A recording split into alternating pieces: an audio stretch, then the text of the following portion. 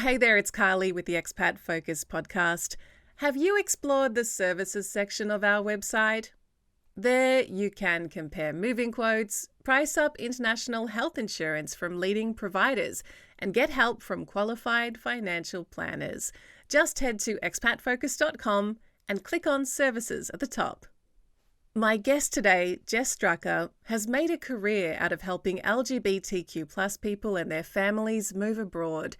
In fact, she's created the world's first and only global relocation resource for this expat community called Rainbow Relocation. Jess is a seasoned expat herself, and along with covering her story, we chat about some of the additional practical elements that come into play when you're queer and moving to a new country, from choosing places that are safe, where marriage and children will be legally recognised, where you'll be able to thrive in your career, and find your community. Jess, shout out to the Adventure Calls podcast. I love speaking to fellow podcasters. Welcome to the Expat Focus podcast. Thank you. Thank you for having me. So excited to be here. I'm running through all of the titles you have on your website because I find them so impressive. Yep. You're the founder of the Adventure Calls media and consulting business. Mm-hmm. You're an editor of a global relocation guide, host of the Adventure Calls podcast, and author of a book on how to move abroad and why it's the best thing you'll do. And you also have an expat group on Facebook, which we also love. So amazing. Thank you. Yeah, I feel like that's sounds like I'm bragging or something. So thank you for bringing that up. I'm also the founder of Rainbow Relocation now, which is like a recent launch of a sort of like making it all official that I exclusively am working now. Let's say exclusively working now with LGBTQ expats and their families. Tell me, how did you get here? Tell me a bit about your journey to everything you're doing today. Yeah, I mean, so I lived abroad myself for 15 years. And so I'm making that, of course, my whole personality because that's what I did for so long.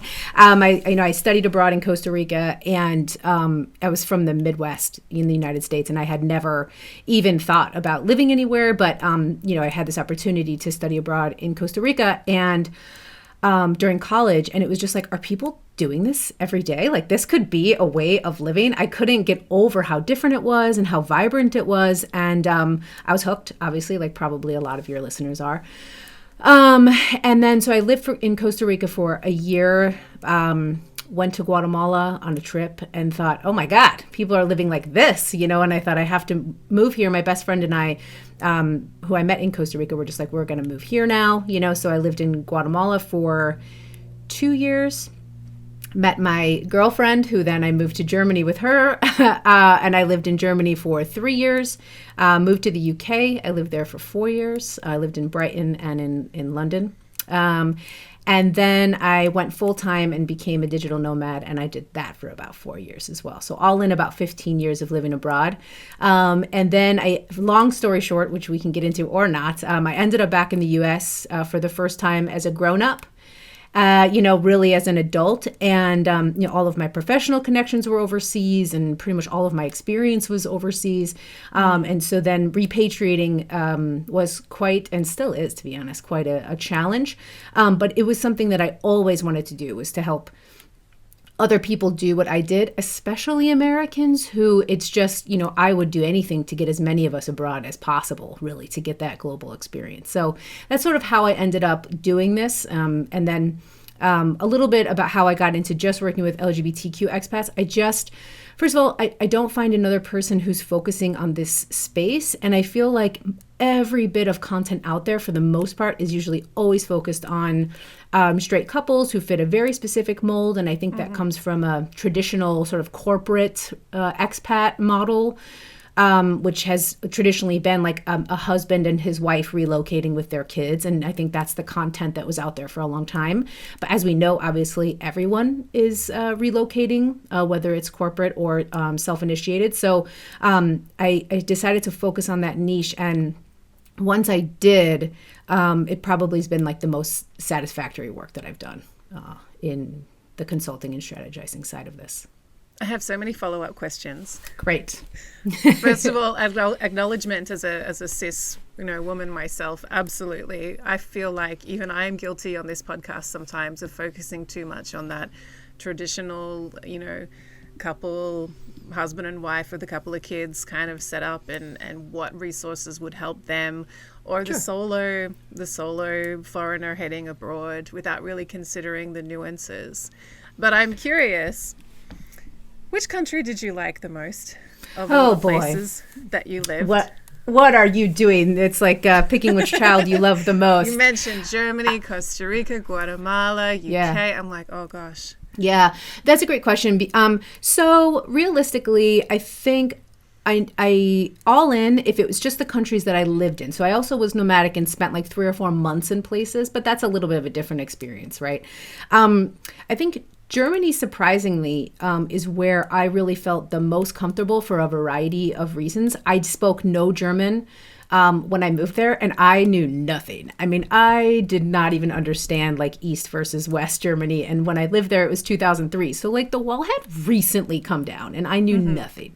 But I think because I had to really fight to become fluent in German, because I really integrated, I lived in the former East Germany, so integration was really necessary. It's not like I was in Berlin or Frankfurt where there was like a large international community. That allowed me to integrate in a way that I don't think I did anywhere else. And so for that reason, and also just quality of life, I think I really enjoyed living in Germany the most. It was also very difficult. There's like a lot of challenges in that, like having no idea what's going on is difficult. Yeah, but I think that was probably where I felt the most like integrated. And then just in terms of where I lived for shorter amounts of time, I absolutely loved living in Mexico and Argentina. Those two really stand out for me as just feeling like really alive living in those places. They sound like very vibrant places to live. Mm-hmm. Yeah, definitely. I also speak Spanish, so it's like that was a lot easier than. Oh, so much easier. Yeah. I'm so jealous of people with multiple languages. I struggle enough with French, but I accepted a long time ago I'll just be learning it for the rest of my life. And that's of course. Yeah, we all are. Absolutely, yeah. I think once I accepted there wasn't actually going to be an end point, it made it like that bit easier. Totally. I'm curious, what makes the decision to move to a different country potentially more complex for someone from the LGBTQ plus community? Yeah. I mean, I think, as any type of minority, when you're moving, if you're a minority in your home country and you're moving to a place where you'll also be that minority. And of course, for LGBTQ people, there's no LGBTQ nation. It's definitely something to consider at all times. I think one, you have to look at if you're moving. So this is really something that I talk about a lot, but if you're moving as an individual and you're someone who can pass in your daily life as just kind of, people assume that you're cis, people assume that you're straight, people assume these things about you. It's a little bit easier just because you're not worried about like violence against you just walking down a street, for example. But if you're not someone who can pass, if you present in a very queer way, or in my case, now that I have kids, like there is no hiding or passing or however you want to talk about it. We are clearly a lesbian couple with 2 kids. So you have to always be out and open no matter what, because you have, your family. And of course you would never hide in front of your kids. Like you would never lie. You want them to be proud as well. You need to find places that are safe for you to be fully out and recognized. So, a lot of my clients, they dream of like living on a Caribbean island, for example. Well, a lot of Caribbean countries are very homophobic. They have laws that legally legislate against you, or they have a culture that would be very open to violence against you. And so you have to really balance like the lifestyle that you're looking for, or like the reasons that you're moving, with places where you can also be very safe. And that like Venn diagram in the middle of places, it does make it very limited compared to where other couples may move. Some of the adventure of it can get taken out because you can't just move to a place like Dubai or Oman, or places that like lots of people are excited about living. Saudi, everybody's talking about Saudi now, right? But like, we're not moving there. That's off the list. And so those are things to consider. I mean, primarily safety first and foremost, and then legally recognizing. So for example, your marriage, can you both move? How do you both get to the country with what visa? Can you be recognized as a married couple, or do you both have to qualify? So all of those things are issues to consider. And I guess it's also how much you're willing to compromise. Yeah. for the experience as Yeah. well. Yeah. No, and that's absolutely right. I think a lot of people get like, you know, a lot of people come to me like they've read lists, right? So like top 20, top 50 countries that are safe. And they're like, well, this one's 18 and this one's 24. So I should move here. And it's like, well, those lists that you see, and they're wonderful resources, it's not like that. It's like, yes, one may be safer or less safe in terms of like legality, but there's also like the social and cultural acceptance. And those can be wildly different actually in certain places. So yeah, it's kind of just like, where can you live like a fully articulated life? Mm-hmm. I don't know if there is data out there on the number of queer people abroad compared to not queer people, but do you know if it's less common in general for LGBTQ plus people to decide to live outside of their passport country? Oh, that's a great question. I should be collecting that data, and perhaps I will. That sounds like something I should run a survey. I don't have data. I can make a couple of assumptions. One, I think whenever you have a glass ceiling or some sort of like cultural limitation, I think that people just tend to even look past those opportunities. And so I do corporate consulting as well, and I'll talk to corporates about their LGBTQ expats. And a lot of time what they realize is that there's a lot of queer folks at their company who don't even know that these opportunities exist because like within the organization, because they're traditionally been reserved for, you know, for example, a person who has already relocated once, they're tapped to relocate again. It's called shoulder tapping. And so oftentimes that was like a straight man and his straight wife who were able to relocate because it was an opportunity in Dubai. And the next time they get that next opportunity. So I think the community almost holds itself back through lack of awareness, lack of knowledge, lack of, you know, if you come from people who have never moved abroad, you don't have any idea that that's something you can do. So I just think I'm assuming that the number of queer folks who live abroad is less than not, let's say, not queer folks or cis hetero folks. Yeah. Can you speak to some of your own experiences in different countries? As a queer person? Yes, as a queer person. Yes. Yeah, I think, you know, like I said, there was a time in my life where I could definitely pass. And so I did, you know, you live like sort of a more quiet life, I suppose. There definitely, and also I think everything relates to a time and a place too, because a lot of the time I spent living abroad was also a long time ago when, you know, like Ellen was the only queer person on TV or something, you know, yes. So like there wasn't representation generally speaking. Yeah. But in Guatemala, for example, it was definitely something that I kept very quiet. I was a teacher and I taught both, so I taught in English, but all the subjects. And I taught 4th and 5th grade. And it was a mix of mostly Guatemalan students, but also some foreigners that would also go there whose parents lived there. And the Guatemalans were so touchy, you know, they're very tactile people and always hugging, and the kids are so great and they're always like sitting on your lap. But I was always just like a little bit nervous because if they were to find out that I was gay and that I had a girlfriend at home and I was like hugging their daughter, I was always so afraid of like what they would think. Misconstrue. Yeah. Correct. You know, and I'm working with kids and, you know, it really, it was always sort of in the back of my mind. And then, you know, I lived in Antigua in Guatemala, which is basically a small town. Essentially. And what if I would like see the parents out on a Saturday night and we're all having a good time and then it's like, oh God, what if they find out? So it was definitely sort of like keeping two lives very separate and really worrying about how that would reflect with me working with kids, and kind of a motivator for me to leave after a while because it's like, what am I supposed to do here? Like, I can't do this. And even in Germany, you know, I lived in Erfurt, which is in the former East Germany, and there wasn't like a huge community, and I wasn't closeted, but I didn't speak the language. And so I kept things quiet because I didn't know how people would react. You know, I think now, many years later, I might have been able to connect with more communities and groups online or like know what's going on a little bit more. But, you know, I did definitely keep things quiet. I think the difference now is that you can really you can do so much research and make so many connections even before you move, but also while you're there, you can connect with queer. There's a group of people in Portugal literally called Queer Women in Portugal. And it's like, what a specific niche, but then like that you found your people, right? So, I mean, I think that's very different nowadays, is your ability to connect with those communities. I'd like to speak about some of the practical elements on top of the usual practical considerations that come with moving abroad. When you're talking to your clients, beyond getting a bank account, finding a place to live, finding a school for your kids, what are some of the things that you're advising them to consider and to investigate?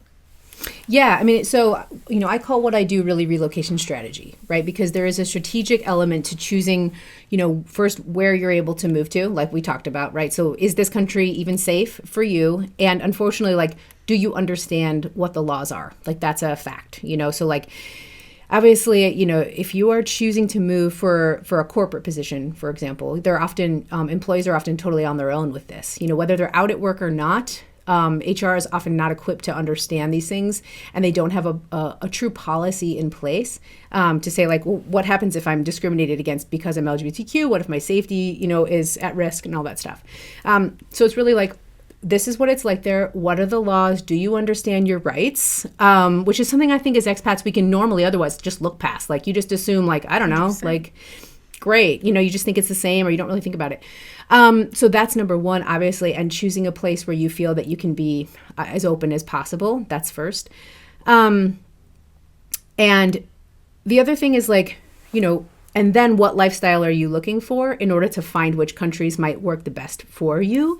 If you have the choice, if you're self-initiated, for example, and you're deciding where you're going, you have to balance where am I accepted the most, in what ways, and then how does that match with where I want to live? For example, like I said, a lot of people want to live an inexpensive life on a beach. Sounds great. However, Bali, Indonesia, not queer friendly. A lot of the Caribbean where people want to move, not queer friendly. So you have to, even some of Central America, not queer friendly. So it's like, where can you find that, like, cool beach lifestyle that you're looking for example, and inexpensive, but also where it's LGBTQ friendly. So, like, those things are what you consider first of all. And then it's about recognition, if you're moving with your family or you're moving with your spouse already, can you open a joint bank account? Can you get visas together? Can you be recognized together, and how will you guarantee that you can both stay for the same amount of time? Like, how can you match your lives up? Because a lot of times in certain places, you're literally going on your own visas. So somebody could get rejected, or they could get rejected 2 years down the line when you're renewing that visa. And so whereas a straight couple might not have to consider those things because their marriage is recognized, an LGBTQ couple does. Then I think, like we talked about with schools and stuff, there's just those added elements. So say you're finding schools for your kids.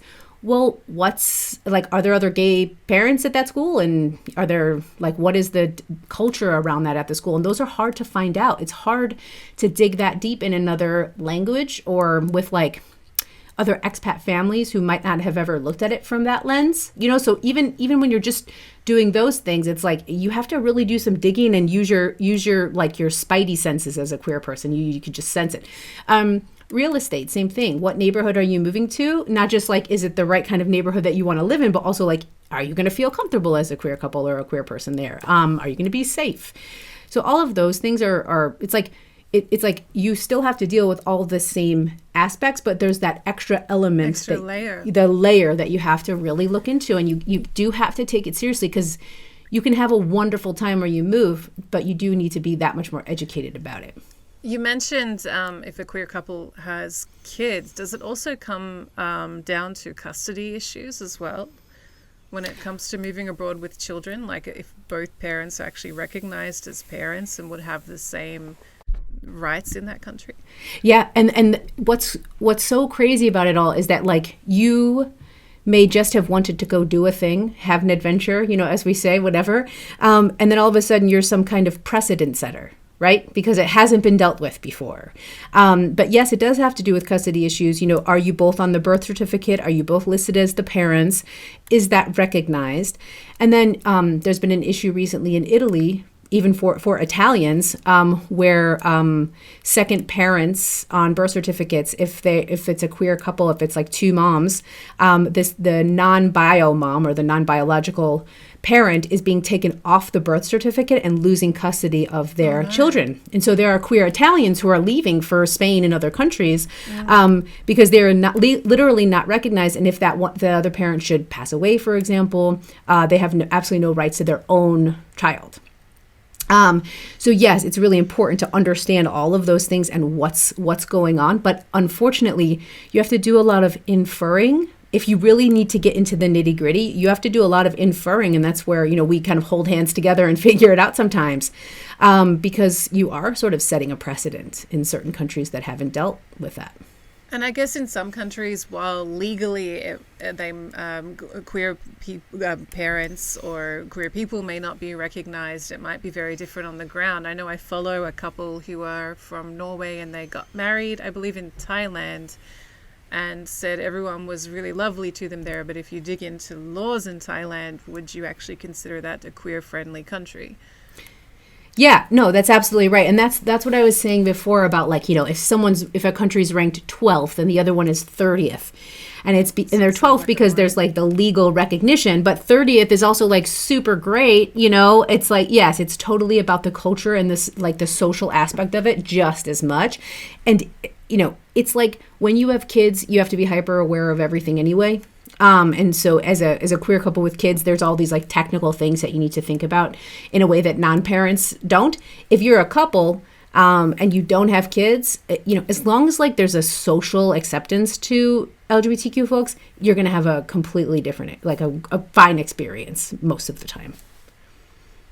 I'm curious about opportunities, professional opportunities abroad, and just being, I suppose, open about your queerness at work and how you see that has evolved. I know at my company, for example, my day job, they're looking actively to inject more diversity in the company. And if we had more hires who were people of color, who were, openly queer, that would be fully embraced, for example. Are you seeing things change when it comes to employment opportunities? Are companies being open about, encouraging people to apply if they do fit certain identity boxes, or is it still a little bit difficult? Yeah, I think the answer is yes and no. Because yes, of course, like there is more, you see at the bottom of many job ads in Western countries that say, and if you are a woman who only fits 5 out of 10 of these, please still apply, because we know that women will only apply if we fit 100% of the qualifications, when of course a man will apply if they fit half. So, you definitely see like an openness to showing minorities that you're open to all of that through different means. So yes, but that's if you are being hired, just for example, by a Western company who shows the same values as you might have, right? But then you also have to understand the nuances of being relocated in that, even within that organization, to different countries, right?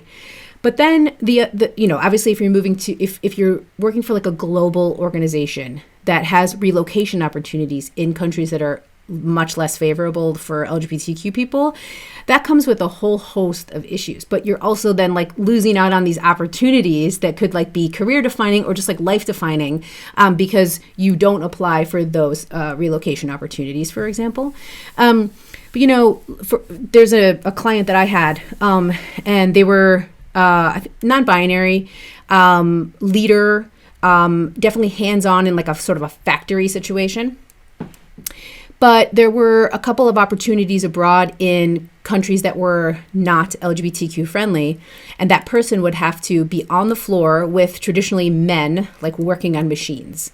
Were they going to take that opportunity? Were they going to put themselves in that position? And then if they did, because it's a wonderful opportunity and like, it would have been awesome to move and live there and do all of that, and that was something they were looking forward to, how would the company have their back over like the employees who may or may not have it doesn't even have to be slurs or violence. It can just be not listening to this person as a leader because they're non-binary or trans.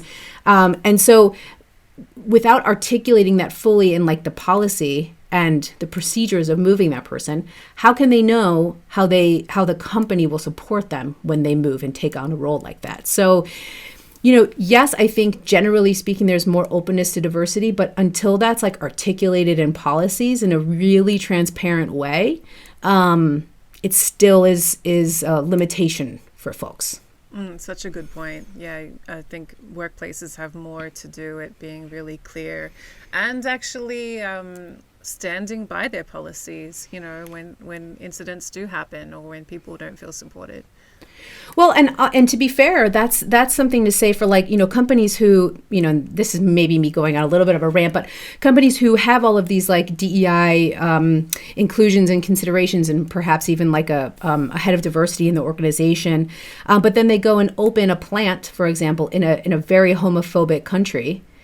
You're basically saying like, well, we want that for us, but then when we want our materials made, that's not important for us at all, right? And 100%. And so it's just kind of like, it's not even just the policies, it's kind of like the company party line all the way through being articulated. So it's definitely, there's a lot of work left to be done. Jess, you spoke about some of these, queer-friendly country lists. I'm going to put you on the spot and ask you, what countries do you think, in your opinion, are the most queer-friendly versus those that you would never advise your clients to move to? Yeah. Okay. So, there are quite a few, obviously, LGBTQ friendly countries. There are these sort of top lists. So, number one sort of varies between Canada and Scandinavian countries. You've got, most of Western Europe is included. I think Italy actually fell out of the top 20 because of these recent policies. But there, a lot of like Western European and Central European countries are also included in those. My own opinions would be is to think about this in two ways. So like the technically most friendly LGBTQ countries are like Canada, Scandinavia, Germany. And then I would also say like Mexico, Argentina. Thailand is, if you're looking to move to Asia, quite queer friendly. I mean, they have a third gender established. There's more openness to that. And yeah, I mean, I think that's probably the most. I could look at the list, I suppose, and get you like what they say. But I mean, that's the challenge therein, though, is that if you're a self-initiated expat, most of those countries that I just named are the hardest to get any types of visas to. Like Canada is notoriously difficult. Scandinavia is actually quite difficult to get visas to relocate there. So that's sort of one of the challenges, is those top countries to move to are also sometimes more difficult and have difficult stipulations to get the visas to relocate there. You can look up all of the countries that are not safe. I mean, I think there's obviously a lot of countries in the Middle East. Many African nations are very unfriendly. There are places where you can still be put to death for that. And if you look, there's a wonderful resource called Equaldex.